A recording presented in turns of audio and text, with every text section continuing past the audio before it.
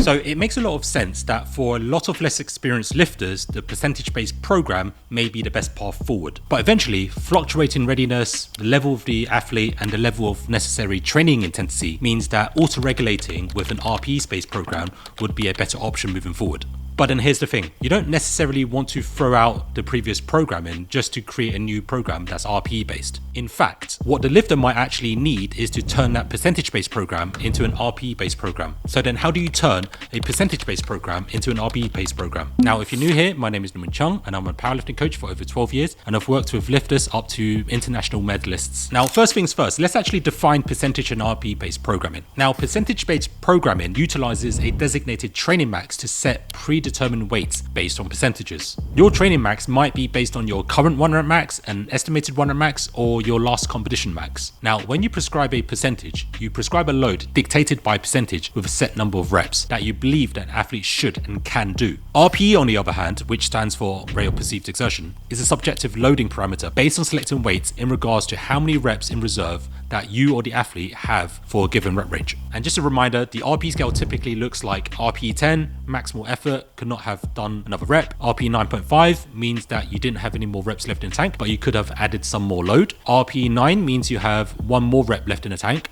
RPE 8.5 means you have 1 to 2 reps left in the tank, or 1 rep plus more weight, and so on and so forth. It's subjective to an extent, but it's attempting to match an equivalent percentage of your daily 1 rep max wherever your strength is on that day. Fundamentally, they are both means to prescribe a certain intensity. So the key difference between percentage and RPE based programming comes down to control versus autonomy. Percentage based training offers predetermined loading based on objective numbers, a set stress allocation with limited fluctuations, clear expectations that are difficult to misinterpret, and is predicated on certainty. RPE based training offers auto-regulation based on your strength on the day, greater lifter autonomy to make decisions, and the ability to adjust to daily fluctuations in performance, and is predicated around uncertainty. However, RPE isn't necessarily superior for everyone. So let's talk about how percentage-based programming can be useful. Percentage-based programming provides several benefits. The first one is that it obviously creates objectivity based on training versus allowing the subjectivity of the lifter to auto-regulate things in a potentially negative or positive way. It offers set loads, meaning a set stress allocation, which limits decision making. Having a set number can be motivating for some lifters who get somewhat nervous with high-end loads. There's very little room for a lifter to misinterpret the program. So if it's 80% of 100 kilos, it's simply 80 kilos. It can help control the rate of progression when structured properly as well. And it can be particularly useful for very submaximal work. For example, if you want an athlete to have way more than 5 or 6 reps left in reserve, then percentage-based programming can offer that.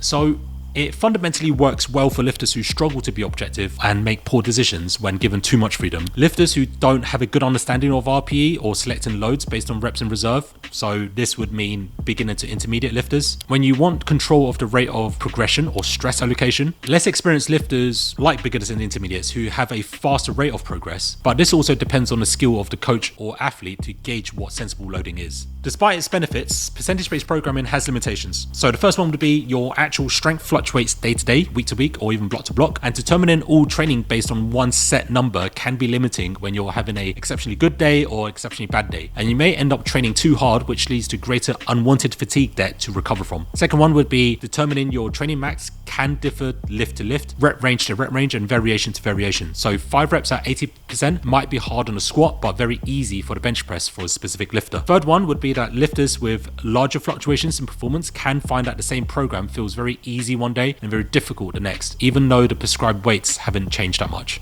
It also caps the rate of progression that someone might have, potentially limiting faster progress. And finally, not all lifters fit into the same percentage breakdown, lift to lift or rep range to rep range. The percentage chart you use might not accurately reflect on an individual's rep max per each percentage, which can always be in a state of flux over time as well. So then let's talk about how RPE-based programming solves percentage-based programming issues. RPE-based programming addresses many of these shortcomings. It allows lifters to auto-regulate based on the strength on any given day, which we know fluctuates. It also allows someone to adjust around their strength to hit their desired equivalent percentage intensity. And it gives lifters agency and autonomy over decision making, which can increase motivation and adherence. Ultimately, this improves momentum of progress, assuming that the training dose is sensible. It's also useful for complex SBD variations or accessory exercises where the 1RMs are not really known. It can help create a much more steadier fluctuation of fatigue across microcycles through a program. And finally, it also allows you as a coach or self-coach lifter to obtain data on what the relative intensity that you benefit from to create more optimal progress. And at the end of the day, RPE-based programming is especially useful for lifters who can gauge RPE accurately and emotionally detached from the outcome, those with high fluctuations in strength across days, weeks, or chaotic externals, those who have exposure to relatively high peak intensities, i.e. 85% plus. This is because there is a smaller margin of error at this intensity range, and fluctuations in short-term readiness influences the stressfulness of these high percentage sets. And what I mean by this is that a small change in fatigue and readiness can massively influence the RPE that is performed. Fundamentally, for experienced lifters where the rate of progress has slowed down and fatigue management becomes even more important.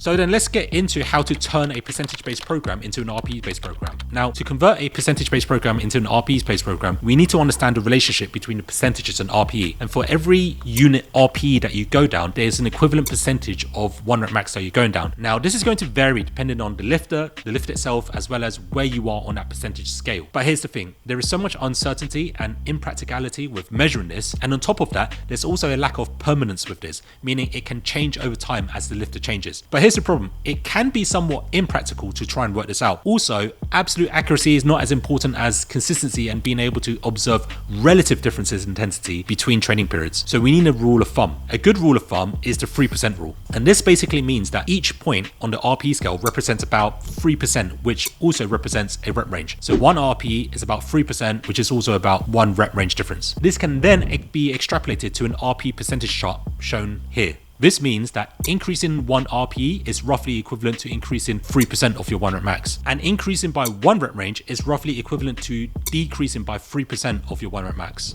Now here's the step-by-step process to convert it. Step 1, identify the percentage in your current program. For example, if your program calls for 4 reps at 85% of your 1 rep max, or whatever it is. Step 2, use an RPE chart to find a corresponding RPE. So look at the RPE to percentage chart. 85% for 4 reps typically corresponds to about 4 reps at RPE 8. Step 3, convert the percentage to an RPE prescription. So instead of 4 reps at 85%, your new prescription would be 4 reps at RPE 8. Step 4, determine the level of difficulty of each set. So what I mean by this is that you need to determine how many reps in reserve you actually want the set to be. If you want to preserve the rep range for that percentage, then stick to the result of that previous step. If you do not want the set to be that hard, you may have to spread the set out over more sets. So for example, 85% of 4 reps or 4 reps at RPE 8 can alternatively be 2 sets of 2 at RPE 6 instead. Step 5. For the back-off sets, if there are back-off sets, use the same conversion principle. So the only thing that you may need to consider is the fatigability of the RPE of the first set. Now, if the conversion leads to quite high RPEs, look at how many back-off sets there are and consider how much these may potentially climb up. To keep things very simplistic, you could preserve the initial sets and reps. For example, 3 sets of 5 at 73% would be equivalent to RPE 5, and that's pretty conservative and very doable prescription. However, if the original percentage prescription is, for example, 82%, which equates to about 3 sets of 5 at RPE 8, you may decide to reorganize the reps to 5 sets of 3 at RPE 6. Why is this? Because starting off at too high of an RPE may end up leading you to an even higher RPE by the last set, which may increase the equivalent average percentage of a 1 rep max that you are working at as a stimulus, and this may increase the fatigue too much. However, it's important to note that you are likely to feel an increase in RPE after a high enough number of sets. It's just by how much by the end of the session. Step 6. Adjust a weekly progression in terms of RPE. When it comes to adjusting the progression week after week, there is a bit of nuance. This is important. We need to understand the difference between progress and progression. Progress is defined by the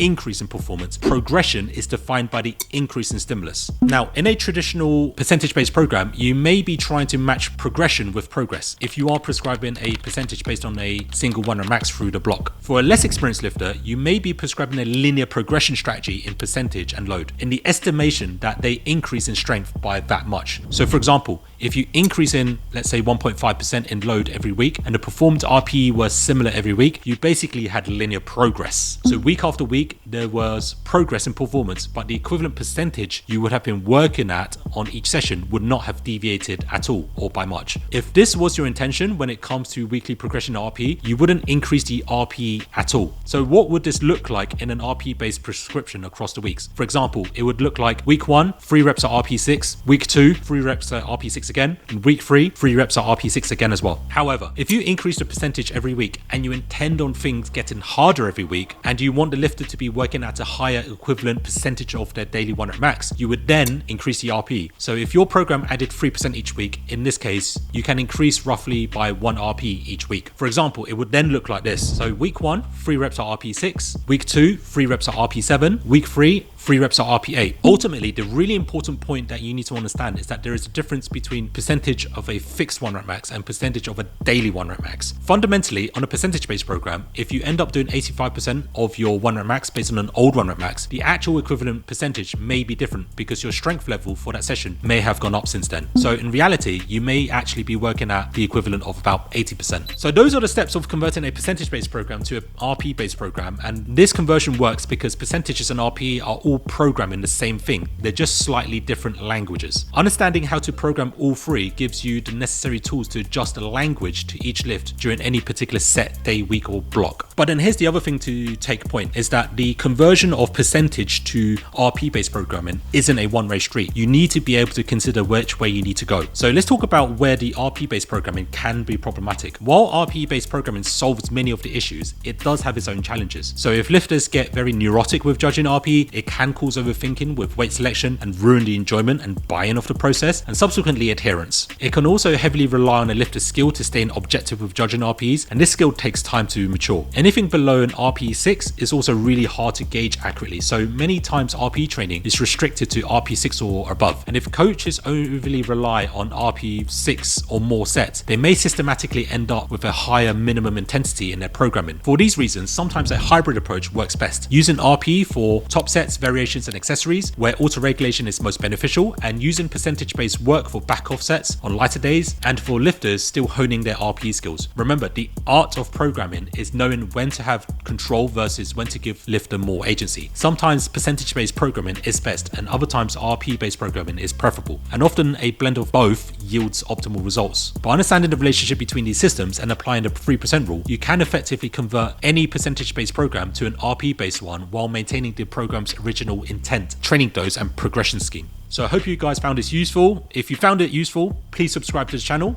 and as always, I'll see you guys on the next one.